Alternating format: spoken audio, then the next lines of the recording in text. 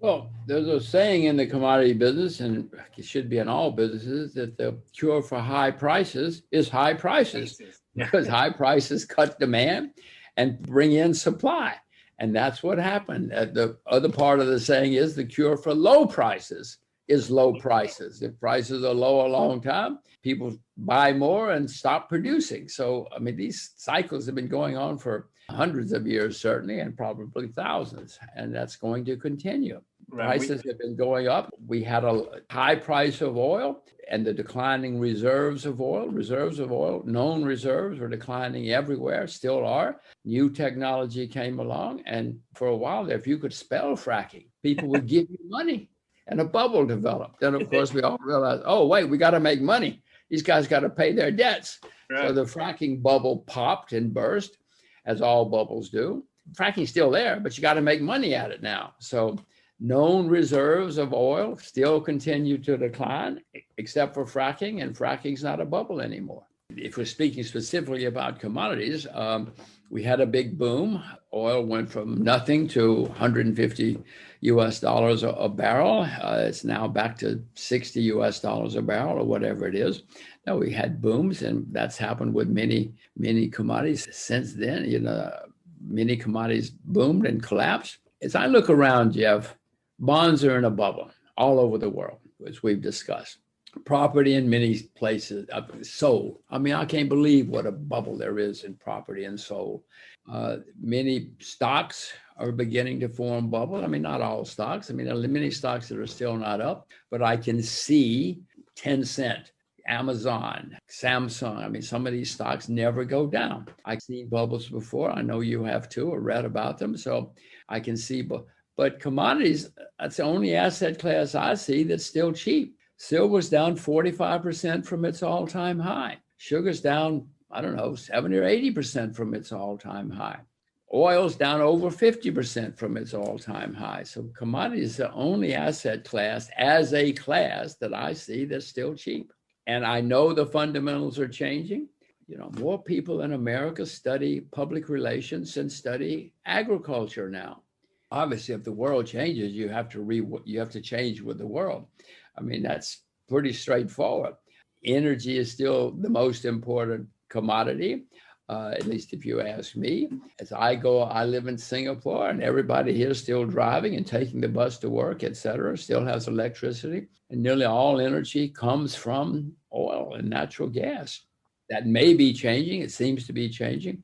But, you know, Jeff, even if you look at things like electric cars, which seem to be coming, first of all, you got to produce the electricity, which got to be made from something. Maybe it's sun power, maybe it's solar power or wind power. But electric cars, for instance, use 5 times as much copper as regular cars. So, yeah, the demand for oil may go down, but the demand for copper is going to go up, and lead and lithium and other things.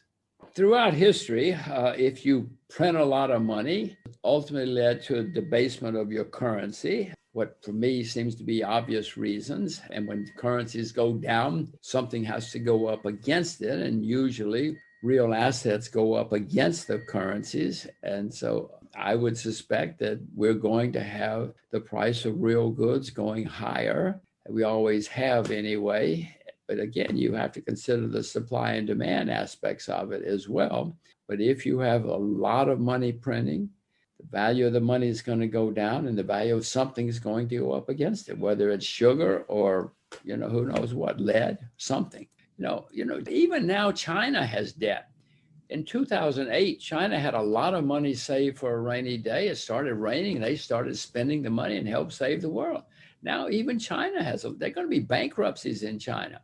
Going to shock me, and I just told you it's coming. It's already happening. It's already happening. So the next bear market is going to be a nightmare. Is that some kind of huge observation, or is that just simple looking out the window? To me, it's looking out the window, a simple statement.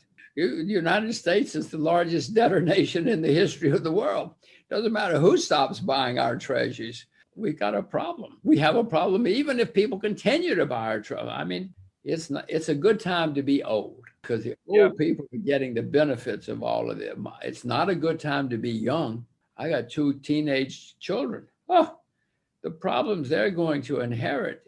It's not a good time to be young. It's a good time to be old.